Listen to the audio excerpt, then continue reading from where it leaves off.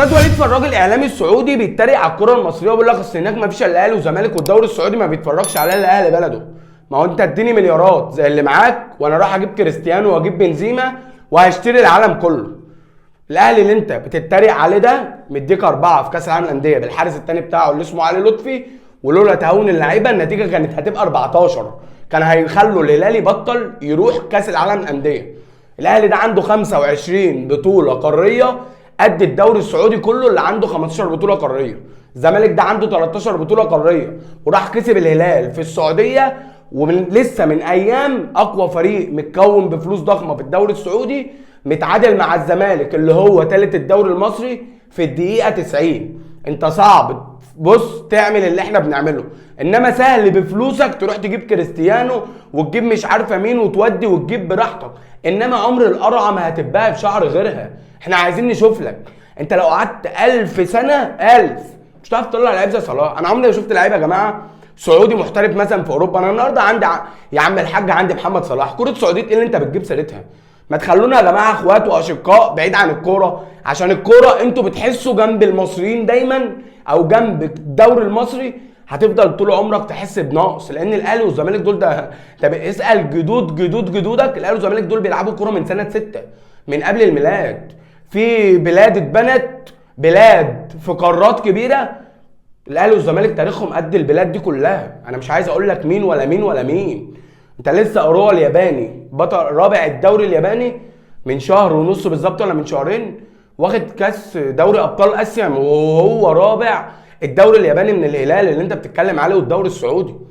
اعرف حجمك وانت جنب الاهلي والزمالك فين. انت بتتريق اصل مش عارفه فريق الانتاج الحربي هو في فريق اسمه هناك غزل المحله. يا عم احنا عندنا زي ما انت عندك الفيحاء وضمك وعندك مش عارفه مين ضمك مين وباط مين. يا عم ما تخلونا يا جماعه ساكتين وخلونا نمشي مع بعض. الكره المصريه دي يا حبيب قلبي لو قعدت مليون سنه مش هتعرف تعمل دوري زي الدوري المصري.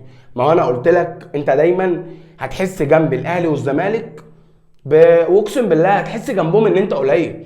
انتوا يا جماعه بتروحوا تتحايلوا على الاهلي والزمالك عشان تنظموا لهم كاس سوبر في بلادكم عشان الشعبيه الجماهيريه والعالم كله يعرف ان في ملاعب هناك نضيفه في الخليج. ما الامارات اهو يا عم وانت بتتحايل على الاهلي والزمالك وعلى الكره المصريه ان الاهلي يلاعب الزمالك في كاس السوبر مثلا في السعوديه ولا في الامارات. بتتحايلوا عليهم ليه؟ مش انتوا يعني جايبيننا عشان تاريخنا؟ انتوا مش جايبيننا يعني حلاوه، لا انت بتدور على مصلحتك. وبتاريخ اكبر ناديين في الشرق الاوسط انت بتروح تتحايل عليهم عشان تجيبهم يلعبوا عندك، عشان الاعداد الجماهيريه اللي انت ما بتشوفهاش في ملاعبك. تشوف اقوى جمهورين في الشرق الاوسط اللي هم من تراث انديه مصريه عدى عليها 120 سنه. اقسم بالله لو قعدت مليار سنه ما هتجيب نص ولا ربع تاريخ الاهلي والزمالك. ما انا قلت لك انت دايما هتحس جنبي بنقص. هو مش الاهلي يا جماعه راح كاس الانديه اللي هو هيتلعب في السعوديه وهيلاعب الاتحاد؟ ابو صحوني يا جماعه بعد النتيجه. بص انت بتروح تجيب لعيبه وبتشتريهم بمبالغ كبيره جدا جدا جدا وده حقك، محدش يقدر يقول لك، وبنقول لك برافو عليك. انت بتحاول تعمل دوري قوي، انما صعب ان انت تعمل تاريخ اهلي وزمالك. صعب ان انت تعمل تاريخ اهلي وزمالك لان دول بيلعبوا بروحهم، بيلعبوا بالتيشيرت اللي لابسينه. عارفين ان التيشيرت بتاع الاهلي والزمالك ده عدى عليه 100 سنه. مش بجيب لاعب لا يهمه نتيجه الماتش ولا الكلام ده، انا جايب نجم بينزل لي حاطط البرفان وكسبنا خسرنا. انما النهارده الاهلي والزمالك دول لما بيدخل فيهم جون جماهيرهم بتبقى عايزه تاكلهم. انت فاهم الفرق؟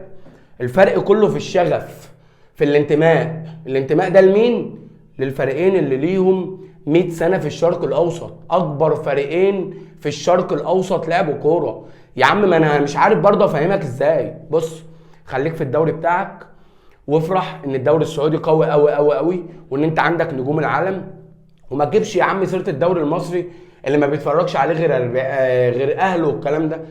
انت اصلا حته انك تجيب الدوري، كلمه الدوري المصري ده عندك، فانت هتفضل جنبي تحس بنقص. بص انت عندك نجوم العالم اهو وبرضه بتذكر اسم الدوري المصري. عارف ليه؟